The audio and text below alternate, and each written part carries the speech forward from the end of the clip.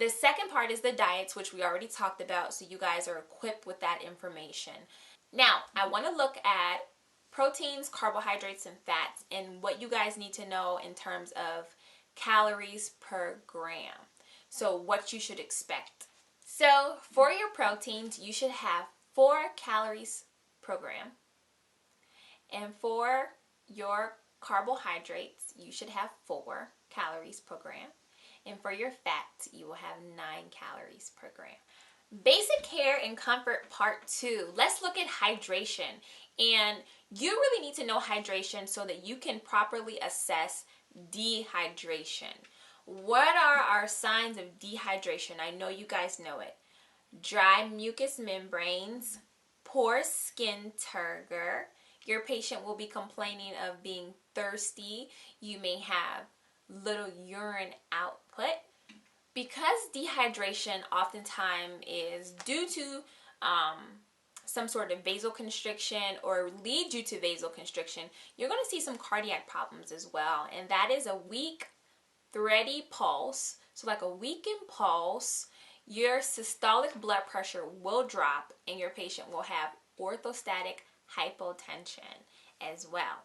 Okay, so this is what you're going to see. Even though that pulse will be down, even though that pulse will be weak, it will be high. So you're going to see sinus tachycardia in dehydration. So did I make that clear enough? The blood pressure drops, the heart rate will go up, but the pulse will be very weak. Okay? All right. In dehydration, the urine levels may drop below 30 milliliters an hour. Our labs to watch is the urine-specific gravity decreases. The color of the urine will be darkened, okay? And the BUN to creatinine ratio will be greater than 15 to 1. Now, normal is 10 to 1 to 15 to 1. What are some common causes of dehydration? Well, urinary tract infection, diarrhea, fever, right? Nausea and vomiting. A common classification of medicine will cause your patient to be dehydrated. Can you think of what kind of medicines would cause your patient to be dehydrated? You think?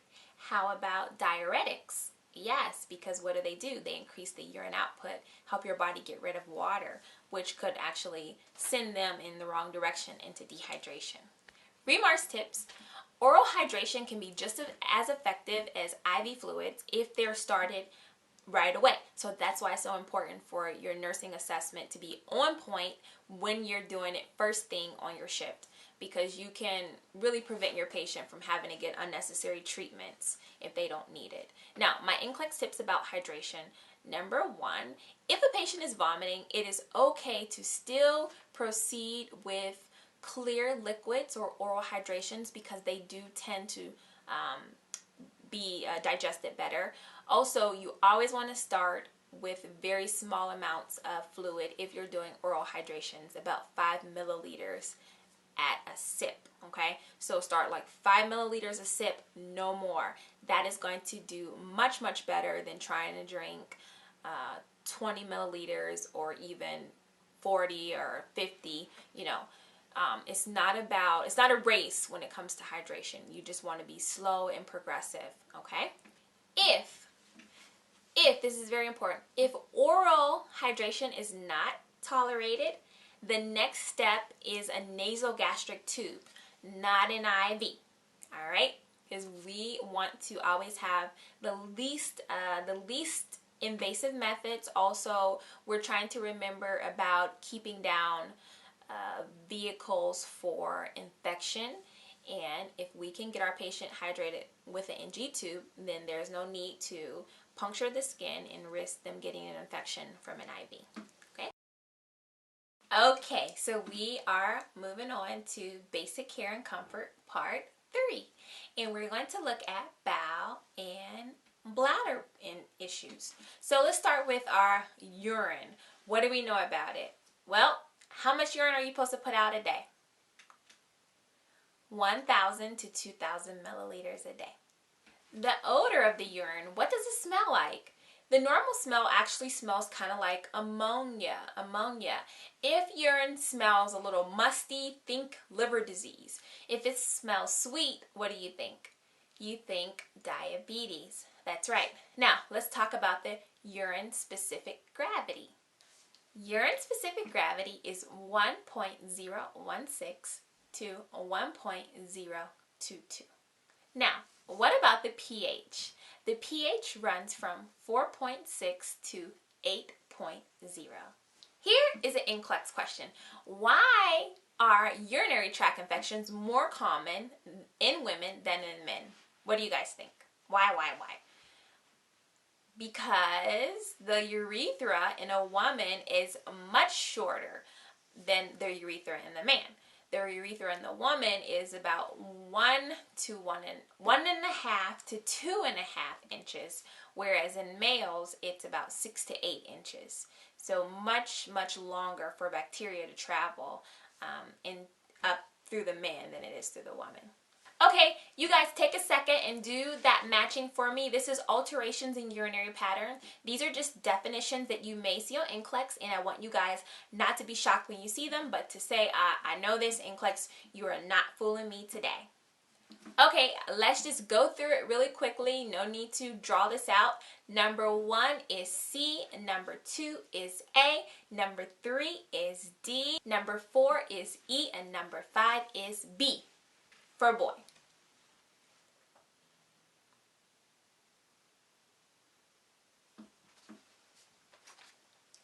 Now, you guys are aware that, of course, your NCLEX is comprised of certain nursing skills. Remember, there is 141 skills that NCLEX can ask you about, and collection of a 24-hour urine specimen is one of the most commonly seen. All right, so let me just go over it with you. Number 1, you want to start with an empty bladder. So you tell your patient to go ahead and void, and then you dump it out, and the very next one is your first sample of the 24-hour urine collection. Okay. Number 2, all the urine must be kept together in one container or one jug. If your patient has a Foley catheter, all the urine must be kept in that one drainage bag.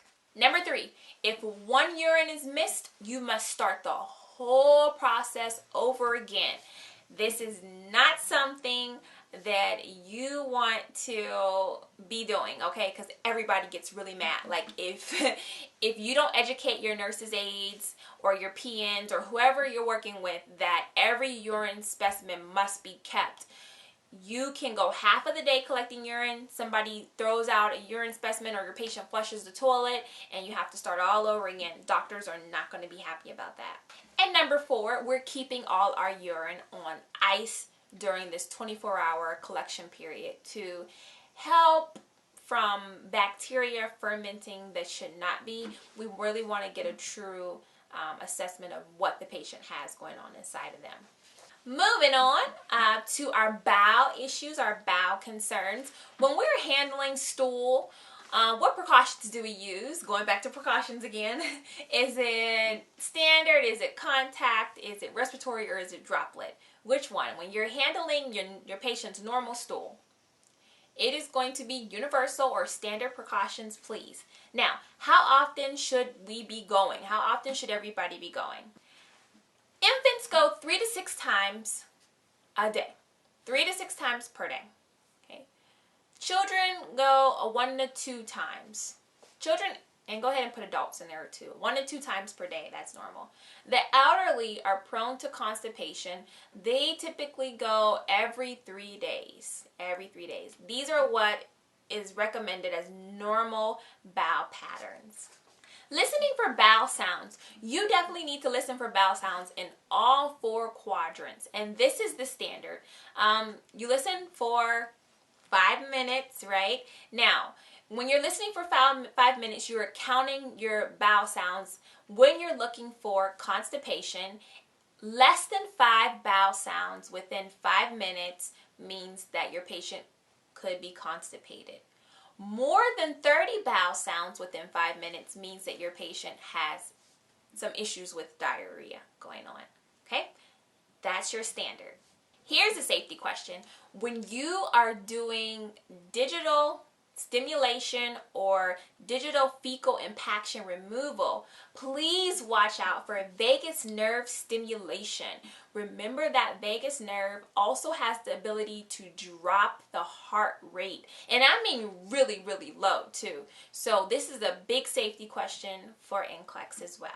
These are two tests that you must know for NCLEX when it comes to bowel safety or what you're collecting them for. The first one is a guaiac test, or it can be called a hidden occult or a hemoccult stool test. And what you're looking for is blood that cannot be seen in the stool. The second one is a culture and sensitivity test. Now, cultures and sensitivities are done on stool, on urine, and on blood. And what you're looking for is which microorganisms are growing in the stool, and also the sensitivity part is what antibiotics are going to treat them the best. So you do need to do both. All right, so you guys know that now. Moving on. Oh, you have a question here. It's a true or false question. Take a second and answer it for me. All right, here you go. So a nurse is ordered to give a patient an enema, and the basic question is, should you insert the tip of the tubing while the patient is sitting on the toilet? Is that something viable for you to do? The correct answer is no. This is a very easy way to perforate the rectum, which is a huge, huge problem, and very easy to do. If you are not careful, if you're not using the proper lubrication, if your patient is not in the proper position, you can definitely do some damage to the patient's bowels. So that's why it's important for us to know these fundamentals, because they protect the patient for sure.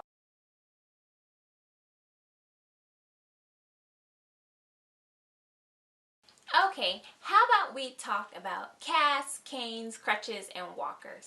This is all encompassing your orthopedic teaching, or the fundamentals about how we tell our patients to use their assistive devices. So before we even start filling out the blanks or anything, let's just get the schematics together. Is schematics a word? It's definitely not.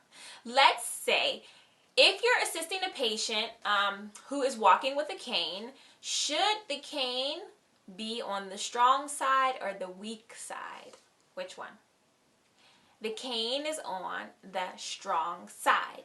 Now, if the nurse is walking with a patient and they have a cane, should the nurse be on the strong side or the weak side? Which one is the nurse on? Okay, the nurse is on the weak side. The cane moves with the bad leg. Yes. So the cane is moving with the bad leg, but it is on the strong side. Okay? So the cane moves with the bad leg, and then the good leg follows. Let's switch over to casts really quickly. When we are talking about casts and handling casts and caring for casts, we know that we use the palms of our hands during the first 24 hours. Okay, we don't want to have our fingertips touching the cast because they create pressure points. We do not get the cast wet. What about scratching underneath? How do we tell our patients to scratch underneath their cast? What do they do? Can they do that? What do they use to do it if they do? Well, they should definitely not be scratching underneath their cast, but what they can do is use a blow dryer on a cool setting. A blow dryer on a cool setting. Always remember to do neurovascular checks. Always remember to do neurovascular checks. And that is checking for what? What are we checking for when we're doing neurovascular checks? When a patient has a cast on specifically, we're checking for their circulation. We want to know, do they have a pulse? Do they feel pressure? Is there any numbness? Is there any tingling? Is there any pain? Okay. Well, with the crutches, the top of the crutch should be 2 finger lengths below the armpit. 2 finger lengths or 2 inches below the armpits. You do not want the crutch to press into the armpit. Now here you have the different gaits in the definition, 2, 3, 4, and swing through. These are important because on NCLEX you could get a picture of somebody with crutches, and NCLEX will say, which gait is this? To make it very simple, the one that you need to know is the 3-point gait. And I have put a picture right there for you to see somebody with a 3-point gait. Now, with the 3-point gait, you see there are 3 points touching the ground. What are the 3 points that are touching the ground? Look at it right now and tell me. It is 2 crutches and a foot, right? 2 crutches and a foot. This one is very easy to remember because you have to be able to bear weight on one of your legs in order to use the 3-point gait. So one of your legs has to be touching the ground when you're using it. So this is a very simple key to remember. If it's an odd leg problem, you use the odd number gait. So if it's a 1-leg problem, you use the other odd number, which is 3. Now, for 2 and 4, both legs have to be able to bear weight at all times. So this one is a little bit more advanced. This one is very hard to just show a picture of. Now, swing through is basically almost impossible to do. With swing through, imagine somebody with no legs at all, swinging their body through the crutches, just swinging them through the crutches, no feet ever touching the ground. So that one is probably not going to be on NCLEX. Let's move on. Let's talk about stair walking with crutches or canes, okay? So, when you're going up, you go up first with the good leg, and then the bad leg follows. Yep. So you go up first with the good leg, and then the bad leg with the crutches. And when you're going down, you go down first with the bad leg, and then the good leg follows. So the way some people remember it is up with the good and down with the bad. All right. What about your walkers? When people have walkers, what are we going to tell them? We're going to tell them that they should never use stairs or escalators with a walker. The elbow should be flexed at 20 to 30 degrees. Step first with the bad leg and then follow with the good leg.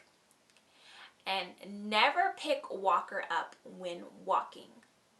Okay, 2 ways to artificially promote circulation here. We have the compression stockings, and then we have the sequential compression device. So before we begin, for either one of these ways, you definitely need an order. You cannot just slap these on your patients. And the best way to appropriate the size is to measure the calf of your patient. Now, the TED hose, what do you know about them?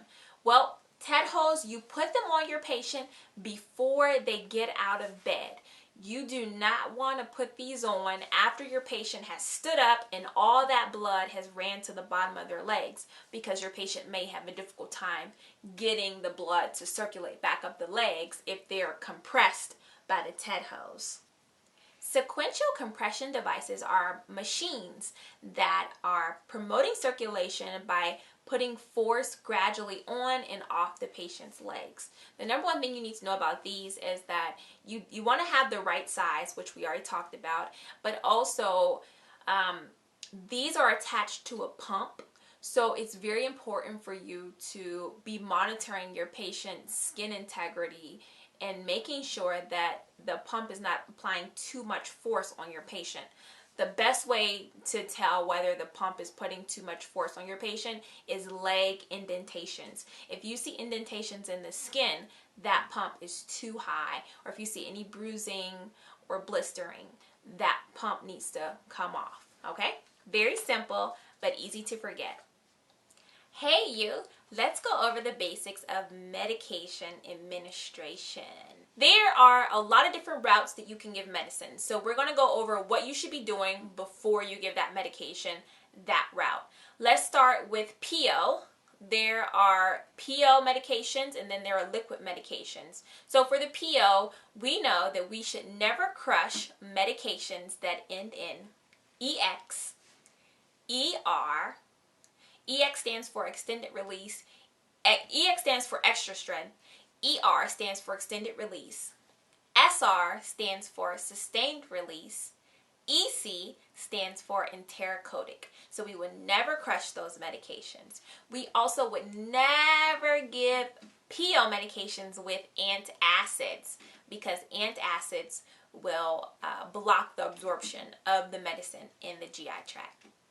Another thing is we never tell kids that medication is candy or chocolate.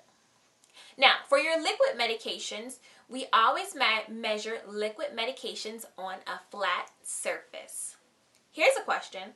If your patient is NPO, can they have their liquid medications? What do you think? NPO, liquid medications, not a big deal? It is a big deal. If a patient is NPO, that means nothing by mouth. Nothing at all. Okay? So be careful. NCLEX can try to trick you with that.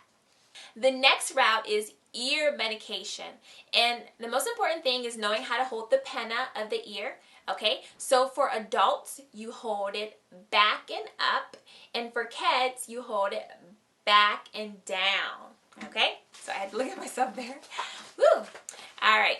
Remember, between each ear, you're given a drop, and then you're waiting 5 minutes, and you're given another drop. Ear medication should always be room temperature. You don't want to put anything cold or hot in the patient's ear. And a safety tip is ear medications can never be stored at the bedside of the patient. Enemas. So much about enemas. Okay, first of all, there are two types of enemas. Do you guys know what they are? Two routes that you can give an enema. What are they? You can give an enema rectally. Everybody knows that, right? You can also give an enema orally. Orally. There are 3 oral enemas that I want you to know. They are barium, they are lactulose, and they are K-exalate. So I just put those up for you and spelled those. You look them up to see what they're for. Now, when we are giving a rectal enema, you should always use lubrication. What is the best kind of lubrication? Is it water soluble or petroleum based? What do you guys think? I hope you said water soluble. That is going to be the best one. Remember, if you are giving an enema and it is a rectal enema with water, you need that water to be higher than the normal body temperature. So the water range should be 100 to 105 degrees. Don't worry, that's not too hot. And also, the bag should hang 12 to 18 inches above your patient's rectum. Okay? Eye medications. If a nurse is giving eye medications, she better have on gloves. All right, and we never put that medication directly onto the eye. All right, where we put it is in the lower conjunctiva sac, because if you drop medication directly on your patient's eyeball, you know what's there that can be damaged a whole lot? The cornea. The cornea is very sensitive. So I'm telling you, guys and girls out there, don't just be rushing just to get your meds passed. Really take care of your patients, because who would be happy to find out that they lost sight because their nurse directly put, eye drops on their cornea? That would make somebody really mad. Tell your patient to close their eyes gently. We don't want patients squeezing their eyes right away because the medication just pops out of the eyes. Okay? Another question is, if your patient has a prosthetic eye, if your patient has a fake eye, should the nurse take the eye out before giving eye drops? What sayeth you? Definitely not, okay? If you didn't put the eye in there, do not take it out. Gastric tubes. The best way to check for placement of a gastric tube is by doing an x-ray or by aspirating gastric fluid and checking the pH. Now, before you put anything into a gastric tube, it's very important that you check for residuals. What is a residual? Do you know? You do? A residual is what's left over in the gastric area from the last feeding or medication administration. Now, our magic number is 100. Anything greater than 100 is a bad sign. That means that your patient has delayed gastric emptying. So we would hold all medications and feedings, and we would notify the doctor. Now, when I say hold all medications and feedings, that's what I mean. We do not put anything in that tube. But if we've pulled out 150 milliliters of tube feeding or gastric fluid, put that back into your patient, all right? Because that's theirs. And by taking it out and throwing it away, we could put them at risk for some electrolyte imbalances. The next method is IM injections. IM injections are given very frequently on any unit that you will work on. So what you need to know for NCLEX is the protocol. Now, the first thing is, how much medicine can a muscle hold? Well, for an adult, the maximum that one muscle can hold is 5 milliliters. For a child, it is 2 milliliters. We never would give an IM injection into paralyzed muscles. So if your patient is paraplegic and they can't walk because their legs don't work, do not give them any IM injections in their thighs. Use the arm. Topical medications are things that go on the skin, such as lotions, ointments, and powders. Nurses should definitely have on gloves when they're giving topical medications. Also, only a thin layer of medication is needed, and we should be rotating the site of contact to prevent skin irritation. Now, at the bottom, we have medications that do certain things there. So the first thing is medications that change the color of urine, and that is going to be pyridium and rifampin.